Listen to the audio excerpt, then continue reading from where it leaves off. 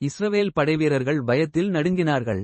அவர்கள் முன் நிற்பவன் கோலியாத் மிகப்பெரிய வீரன். அந்த கோலியாத்தை பாருங்கள். எவ்வளவு பெரியவன்!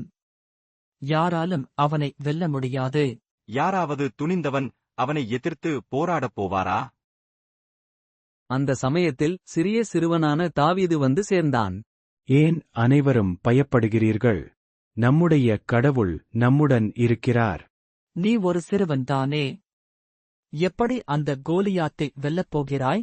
சிங்கத்தையும் கரடியையும் நான் கடவுளின் உதவியால் வென்றேன்.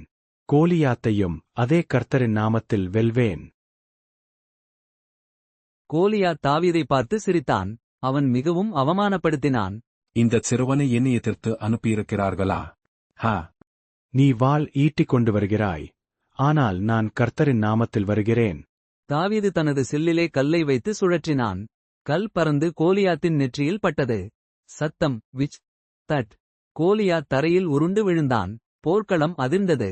அவன் விழுந்து விட்டான். தாவீது வென்று விட்டான். இஸ்ரவேல் மக்கள் மகிழ்ச்சியுடன் ஆரவாரம் செய்தனர். சவுல் ராஜாவும் ஆச்சரியத்துடன் பார்த்தார். சிறியவன்தான். ஆனால் கடவுள் உடன் இருந்ததால் பெரிய வெற்றி பெற்றான்.